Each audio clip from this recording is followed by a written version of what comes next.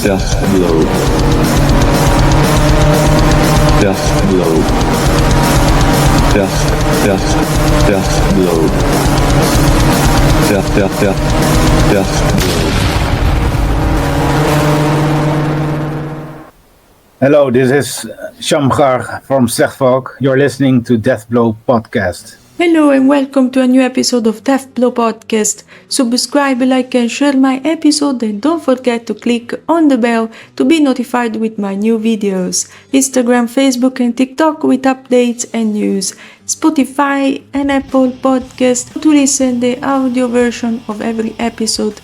Today, a new interview with a Dutch band called Slechtvalk. Their fusion between black and death metal will give you energy for sure. But right now, I will leave you with the rest of the interview. Hello. Hello. Welcome to Deathblow Podcast. How are you? I'm doing well. A bit busy because today we got all the new merch in and the CDs, so... Yeah. I present myself, I'm Darkel. I manage this page, Deathblow Podcast. It's a podcast related to extreme metal. So I was curious about your band. Slechtvalk is a mix of death and black metal. What's your secret behind Slechtvalk? I don't know the pronounce, sorry. And Slechtvalk? What is the pronounce? It's pronounced Slechtvalk. Ah, okay. It's the Dutch word for peregrine falcon. It is a type of falcon, the fastest bird in existence. And I kind of chose that name 25 years ago because I wanted something original. Every English name I came up with already existed, so that's why I was looking for something Dutch. And I was impressed by this bird of prey and decided to name my band after it. Interesting. Your band is active since 2000. I'm impressed. How has metal changed through these 20 years? I think there are, perhaps that's my perception, there are many more bands nowadays than back then. Quality of productions has also improved a lot of all bands, and now you can get a pretty good production if you record from home. Yeah, there's more competition, if you want to call it that way, as a band to get noticed, because there are so many other bands with also good sounding albums out there. So that has changed. The scene itself has changed as well, in the sense that back then in 2000, a record label would usually pay for everything, including the recording, the studio costs. But nowadays, labels expect the bands to pay for the studio costs, and they often want to hear the finished product before they decide to sign a band. But that's something that's changed during the past decade. So those are my experiences. Yeah, it is interesting how this evolved and how before it was one thing that people paid for the rest of the band, and right now it's basically the contrary. Is the band itself that pays for everything. So this is quite interesting what you said about. You define yourself as a Christian black metal band. What does exactly mean to be Christian and play a satanic music like black metal? Being a Christian band is a bit in the eye of beholder, because I know many Christians who will not consider us a Christian band. We generally don't do it as well, because we don't preach on stage, we don't evangelize, I don't sing about Jesus or God. Or something, but most of the members are Christian, and the way I look at the world is from my own convictions. So when I write lyrics about suicide with my own background, I try to encourage people to keep fighting, while other bands might encourage people to commit suicide or something. Perhaps that's a difference you might notice with us. Well, whether black metal is satanic or supposed to be satanic, there are some people who think that way, but even from the start there were many black metal bands who were not satanic, and there were many non-black metal bands that were satanic. So in essence, it's still a musical style. And nowadays you have pagan metal and satru metal, and I'm not sure. There's so many lyrical themes forming a style. I think primarily people want to know if you use some kind of label to describe your music. They want to know, is this some kind of music I would like to listen to? And this new release, At Death's Gate, contains 9 songs. What did you want to express with these songs? Yeah, I had a history with depression and suicidal thoughts, and in the past years there are several people I know who committed suicide. Almost 2 years ago, when I started writing the lyrics for the new album, a close family member committed suicide along with a friend of a band member. So I decided to focus a lot of the lyrics on my own struggle with it and how I choose to keep struggling on, because I've survived big depressions, and because I survived those, I've learned that things can get better. So that's a message I want to convey in the lyrics. That even if things seem dark, death seems the only way out. It does not have to be. Because if you struggle on, then things can get better. It's quite heavy to deal with depression. It's something that I've dealt with personally for more than 20 years. I suffered panic attacks, anxiety, depression, and this is a theme that it is quite right now. People talk more about these struggles. And not only musically, but even personally, there is more communication about mental health. And what you're doing is awesome, because talking about this stuff, these demons that we have all inside, bring outside of you. It's therapeutic in a way. So I really understand what it means.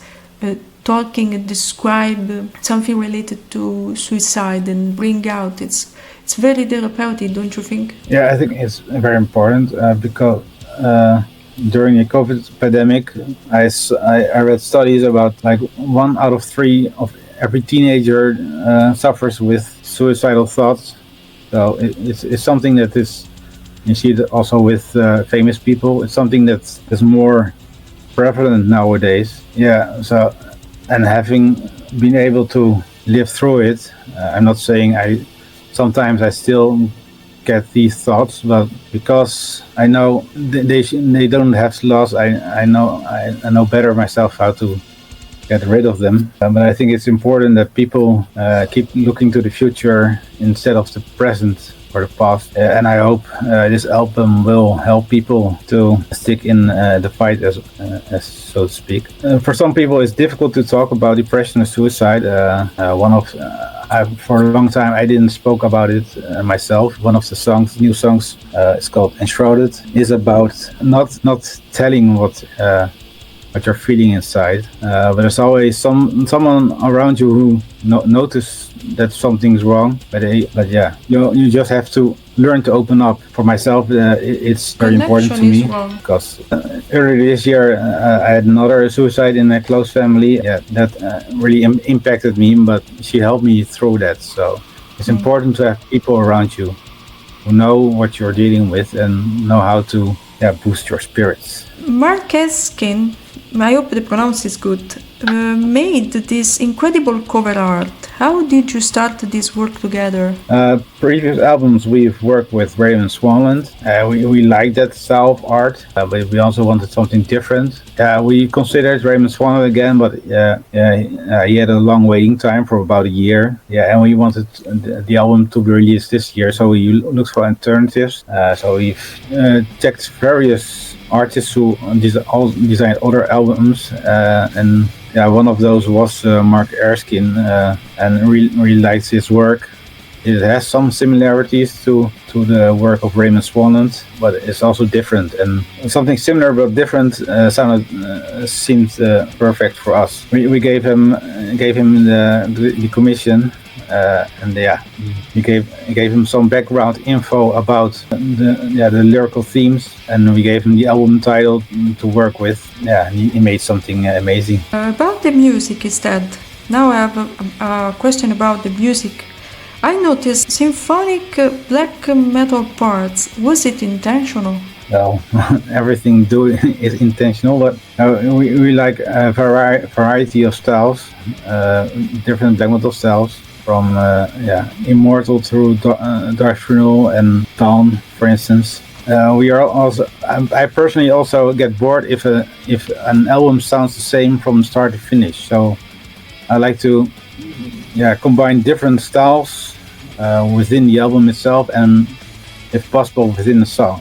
So that's why we also experiment a bit, mainly with vocal lines or things we haven't done before. I really like the lyrics of these albums. I was reading a couple of your lyrics. Themes related to pain, anxiety, feeling paralyzed, feeling lost, fighting till the end. What did you want to say in this album? I think that is connected to what you said before. Yeah, what I already mentioned it before. I want to encourage people to keep in the fight when they're dealing with depression or other difficulties. Because, like in the lyric "Fight till the end," if you give up, you lose. So as long as you're in the fight, you haven't lost yet. I've personally experienced that even if victory seems hopeless, I did manage to get through dark times and difficult situations because of persevering through those. So that's kind of the message I want to convey, to keep on going, and things, either you'll work things out for the better, or you'll look things at with a different perspective. Like some things in your mind can get huge and enormous, but then after a while you think, well, it wasn't that important. So a lot of depression is in the mind. There's also a chemical. Some people are easier to get in depression because of a chemical imbalance. But everything is basically also in your mind, and with the way and how you look at things. What are your main influences musically? Immortal. I think many have noticed that with our last video clip. Dawn is a band from the 90s which makes long epic songs. That has also always been one of my favorite bands. Further, Dark Funeral, a little bit of Dimmu Borgir, but rather the older ones. Now we also like Amon Amarth, and personally I like some metalcore, which is Amon Amarth is like metalcore but slower. But if you play Amon Amarth fast, then you get metalcore sometimes. And we tend to play new songs faster every time we practice. It's always fun to play this kind of genre sometimes, especially while you are rehearsing with the other guys. I think it's fun in the sense because you can explore even through the riffs and we are really a band that needs to be together to get the best music. I know there are bands who mostly work at home. We work best when together, and then we get all goofy and try weird things or play it even faster than we are able to play it. And then after a while, we can play it that fast. So it's good to be with others who can compete with. About this album that was produced by Lasse Larmert at LSD Studio, and I recognize that is a good production. Congratulations. How was it working in a studio? We also recorded the last album with Lasse Larmert. We really like to work with him again because he's a really relaxed person. He knows his stuff.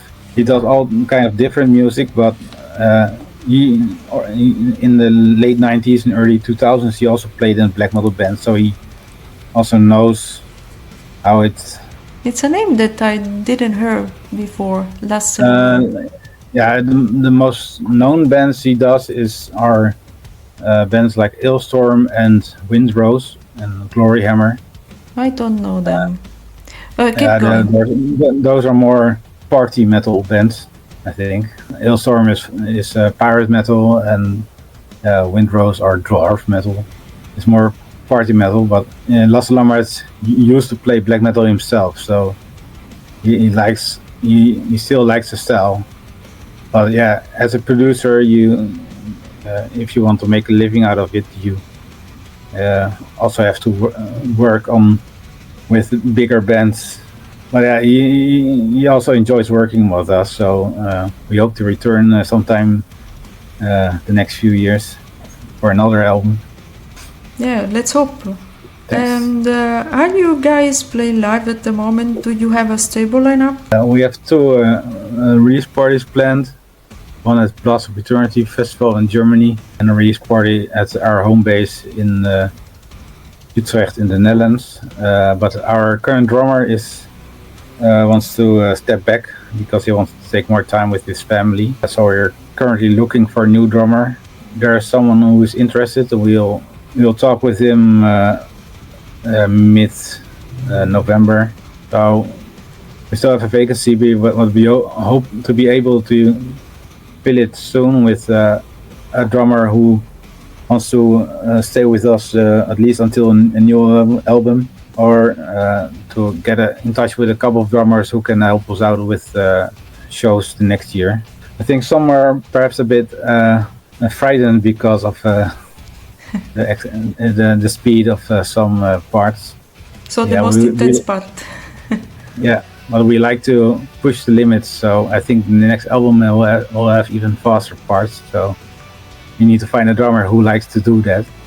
So we're currently in touch with Don, who likes that. So we'll see if there's a connection, and then perhaps soon in a month or two we have some good news. The song Fight Till the End seems to be the most evil one, or would you prefer to use other adjectives for this one? I really like this song. Two songs are a bit, or perhaps three, that are a bit different from the rest. That is The White Raven and Fight Till the End. Fight Till the End is, the bass is a bit older, and I think I wrote the main riff back when we recorded the last album, Where Wandering Shadows and Mystical Lights, which is a bit more death metal than black metal. But we liked the song, and like I said before, we like variety, so we decided to include a song to have some more heads rolling, easygoing in a brutality in a mid section of the album, sandwiched between faster songs. About the vocal style, reminds me to Gorgoroth, or do you have other vocal preferences? What is your favorite vocalist in black metal or death metal? I used to be a big fan of Emperor Magnus Caligula from Dark Funeral. My voice is sometimes I have a similar voice, but in general I don't. I also like Abbath, and my voice, I can make myself sound a bit like him, but Abbath a bit lower, I think. I also like variety, and in the last album we started experimenting a bit, and this album as well, with melodic streams. I'm not very familiar with Gorgoth, but my voice is what it is, and I can do some different things with it. Yeah, but the easiest for me is like the vocal style from a song like Night of the Locust or Death. I think those are more my natural sounds. Something like The White Raven is more experimental. About the nicknames, I have a question. Shamgar, Seraph are your nicknames that come from the Bible. Is the Bible a source of inspiration? Even important metal bands took inspiration from the Bible. In your opinion, why? I chose the name Shamgar a long time ago. The first album, Falconry, is pretty outspoken on some songs. What I liked about the character Shamgar is that he was not from Israel, but a foreigner who single-handedly slew 300 Philistines with an ox goad, which is like something he happened to have at the time. There's only like 2 verses about that guy. The mystery about it appealed to me. Being a Christian, I thought it was The name also sounded metal, so I chose that name. Premnat, that's his real name, by the way. I think it means something like prince or something. Seraph is, those are kind of angelic beings. And Hamar is hammer, but everyone is free to choose his own name. I chose mine 25 years ago and never had any feeling to change it. So, how challenging is to be a Christian into black metal? I think nowadays it's easier. In the beginning, we got some death threats and stuff. When I was young, I was also very one-dimensional in my thoughts and approach to others. But as people age, they understand different perspectives more. But I think that's a reason why nowadays it's less of a problem than 25 years ago. But to some people, they are still fixed in a mindset that Christianity is the great evil and or something.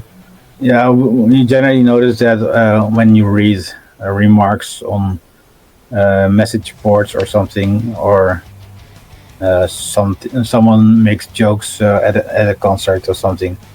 I think that's all what we experience from it. Perhaps it's possible that some festivals don't want to book us because of our history, but I'm not sure. MDD Records is your label that believed in your potential as black metal artist. How you started the work with them? Before we went to the studio, Marcus from MDD already sent me a message that if we are going to record a new album and that you might be interested. But when we finished recording the album, we wanted to shop around first to see if what kind of labels would be interested. MDD was interested, but also some other labels. One was better known. We were negotiating with that label for like a few months when they finally decided not to continue with us. It was mostly had to do with copyright issues. I'm a registered composer, and he doesn't like to work with those agencies. So that's why, in November last year, we had to renew a search for a label. I got in contact again with MDD Records, and they were still interested. So we decided to continue with them. So far, the working together has been pretty easygoing. They are clear on what they need from us and what they can do for us. And they also have a long-standing record. They exist since the 90s, so they have built up some respect in the scene. The last album we released ourselves, but it was a lot of work to do that. And because we didn't have distribution at the time, it didn't sell as much as we hoped it would. But we hope that the new album at Death's Gate will find its way through the whole world, so that we don't have to save up for another 8 years before we can record a new album. I hope not. But so far we are satisfied with MDD, and they have an option for another album. So by the time we are ready to go, then we'll talk with them again. About the video of your single Death, it's a sad video but full of meanings. Good job. Thanks. So we contracted Metal Media. This is a production company from the Netherlands. They also work with God Dethroned, for example. At first we just wanted to record a video clip where it's just the band playing, but he kind of spoke with us. People like to see some kind of story and in a video. So we had I had a first idea of a story, but then he asked, but why does someone wants to commit suicide? What is his background? So then I started thinking about the backstory. We were at the time we were looking at locations which were pretty with a post-apocalyptic feeling. So then I came up with a post-apocalyptic storyline about a man with a daughter who survived, but the daughter dies. Losing his daughter is then the reason, a reason for his depression and the world around him. Yeah, understand. But then, the memory of his daughter also persuades him to keep on going to live for her memory. In the video, he gets mugged, left for dead, and then he comes back and kills those men, and then he looks at his hands. This is not the man I want to become. And then he sees a flower, and then he reminds himself back from the happy days with his daughter, and then he chooses to make the best of life for her memory. That's basically me. The backstory. A nice detail is it's my own daughter playing the little girl. That's so nice. Yeah. Anyway, do you think the scene in Europe will be better in metal, or with the advent of artificial intelligence will get worse, killing the creativity of artists? Yeah. I only have listened to one or two AI songs so far, and at first glance they sound alright. But if you listen a bit more carefully, then you get these weird vibes. But I think in a few years from now, it might be difficult to distinguish AI generated music from real music. Yeah. I think it's a shame because people learn to play an instrument for many years, work on writing material for many years, and put a lot of effort in money in recording it. So by the time you have an album made by a real band, then there's like a decade of effort put into it, and then someone writes a few sentences and generates something similar with AI. I think it's I don't like it. I think some people probably won't care what makes music they listen to, but I expect people will want to experience music live more. So if AI music will be more sophisticated and more prevalent, I think people will look to go to concerts more to see real bands play. It's also a reason why we chose to work with an artist like Mark Erskine, who just manually makes his art and not let someone generate art for us. I think it's important to keep the scene alive. So anything to add to finish this interview? If there's a drummer listening who lives in the Netherlands, Germany, or somewhere nearby, who is willing to work with us coming year or years, then we invite him to contact us. We also have some other projects lying around for which we need a drummer. This is my closing statement. Thank you so much. Thank you for your time. I really appreciated your time. We want more people that listen to this kind of genre and that buy your album and your LP or whatever you have in your future. Even concerts. If I really hope and wish for you and your band that will be possible, that buy the CD, real products, right? Yeah, you help the bands most by buying album and merchandise or visit their shows. Yeah. So thank you for the interview and good luck with the podcast. And thank you so much, Shamgar. It's been a nice pleasure, and bye. Bye.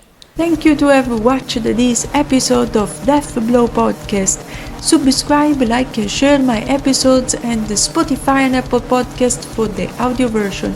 Social media like Instagram, Facebook and TikTok with updates and news. See you soon, guys!